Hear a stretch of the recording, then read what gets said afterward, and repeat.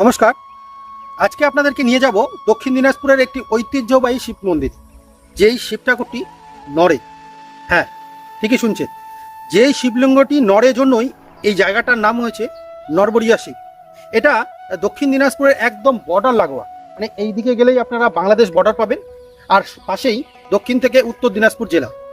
এই টাঙ্গর নদীর পাশেই রয়েছে এই শিব মন্দিরটি, যেটা পুজোর সময় শুনেছি শিবলিঙ্গটি কিন্তু নড়ে। আর এই শিব পুজো উপলক্ষে এখানে অনেক বড় মেলা বসে, যে মেলাটা কিন্তু এই পার থেকে ওই পার পর্যন্ত হয়। আমরা আজকে আপনাদেরকে এই শিব মন্দির সম্পর্কে, এই শিবলিঙ্গ সম্পর্কে একটু জানানোর চেষ্টা করব, এবং এবং কখন নড়ে শিবলিঙ্গটি, কিভাবে নড়ে সেই সম্পর্কে একটু জানানোর চেষ্টা করব। চলুন।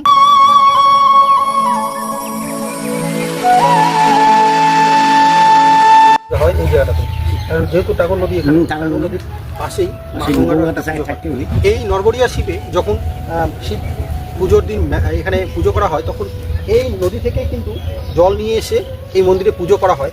আর এই যে মাঝের যে জায়গাটা দেখছেন, এখানে কিন্তু কোনো বাইক নামে না।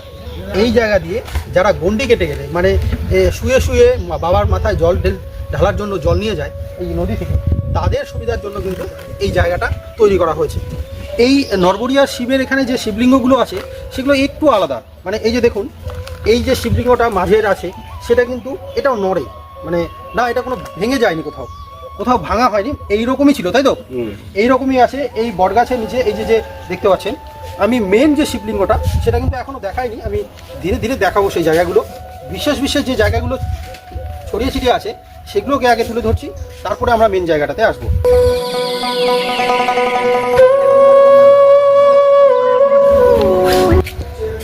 এই যে এটা হচ্ছে বজরংবলী মন্দির, এটা হচ্ছে বাবা ভোলেনাথেরই আরেকটি রূপ। দেখুন, মেলা যে শিবরাত্রি উপলক্ষে যে মেলাটা হবে, তার যে প্যান্ডেল এখন থেকে কিন্তু শুরু হয়ে গেছে। দেখুন, প্রচুর বাস দিয়ে একটা মানুষ যাওয়ার জন্য, লাইনে দাঁড়ানোর জন্য যে জায়গাটা, সেটা কিন্তু অলরেডি তৈরি হয়ে যাচ্ছে, এই যে তৈরি করছেন, এবং অনেকটা জায়গা জুড়ে কিন্তু অলরেডি শুরু হয়ে গেছে।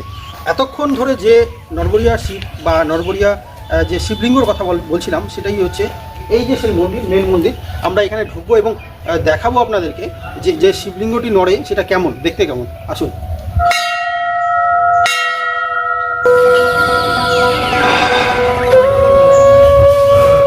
আমরা চলে এসেছি, এই যে আমাদের সেই নরবরিয়া শিব। দেখুন শিবলিঙ্গটি,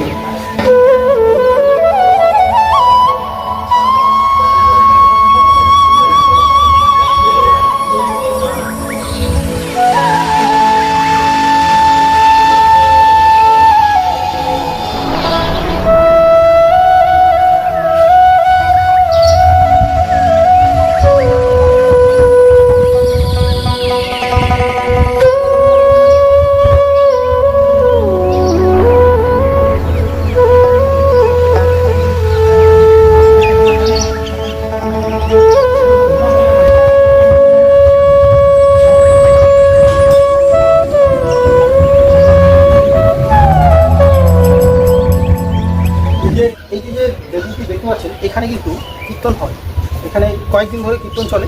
আর এই এলাকা প্রত্যেকটা মানুষ এই অনুষ্ঠান উপলক্ষে কিন্তু সকলে মিলে আসেন, এবং সুন্দর একটা পরিবেশ তৈরি হয়। এখানে অনেক বড় মেলা বসে, যেটার কথা আমি বললাম, যে এই পারে মেলা তো বসেই, সঙ্গে ওই পারেও কিন্তু মেলা বসে। তাহলে সকলে আসবেন, এই আমন্ত্রণ রইল। এই আগামী 16 তারিখ সম্ভবত পড়েছে শিবরাত্রি, সেই শিবরাত্রির দিনই কিন্তু এই অনুষ্ঠানটি এখানে হয়। সবচেয়ে বড় এই নরবরিয়া শিবের কিন্তু পুজো হয়।